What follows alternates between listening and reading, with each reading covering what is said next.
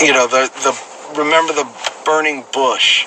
There was an acacia bush that was burning, and Moses was burnt out 40 years in the wilderness, and he comes and looks at this acacia bush, and he's told to take his shoes off, for the ground he's standing on is holy. And it turns out that it's God himself, but that picture is the curse. The thorn bush. Acacia bush is the thorn bush. Jesus was crowned with thorns from an acacia bush as a symbol of the head of the cursed human race, the last Adam. But there's a fire, and it says that Moses turned aside to see why the bush wasn't consumed. There's this fire burning, and in the natural, the fire gets its energy from what it burns. But this fire was burning, and yet the bush wasn't consumed. And that it points that out, that's what he's looking at.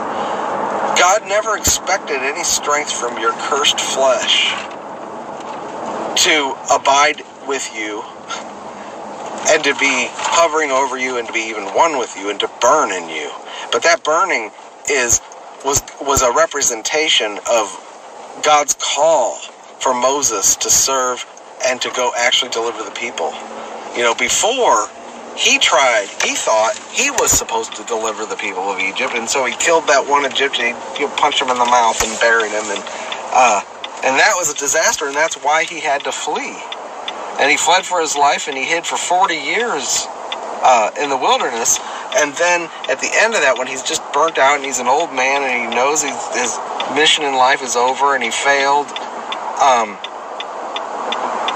God shows him this burning bush, which is a picture of, look, I'm the one who's going to deliver Israel. Because that's when he promised. That's when he commissioned Moses. You need to go and say, let my people go. And at this point, he has no confidence in himself. Whereas before, he had all the confidence and hit the guy and thought he was going to deliver Israel. Well, now God is showing him, I don't use flesh for deliverance. I don't use cursed flesh for the energy to do anything. Right? So, I want deliverance. Definitely. Salvation. I want to bring my people out to a feast.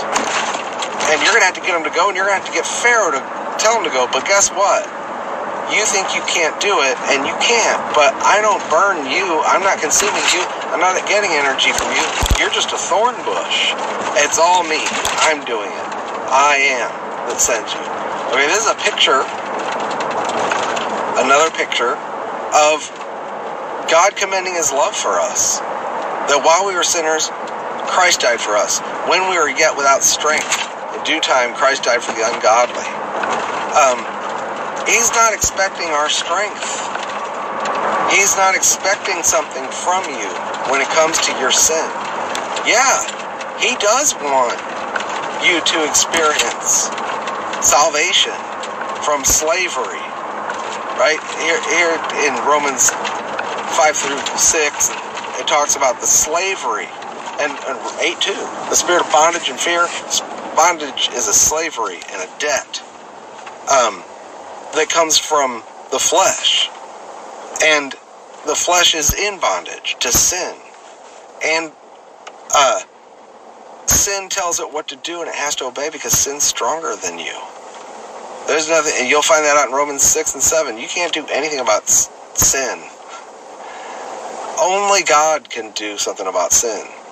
And deliverance, there is an aspect of deliverance that's related to sin. But it's not by focusing on sin. It's by looking away from sin. You can't get rid of sin by looking at the sin. You can't get rid of the serpents by looking at the serpents.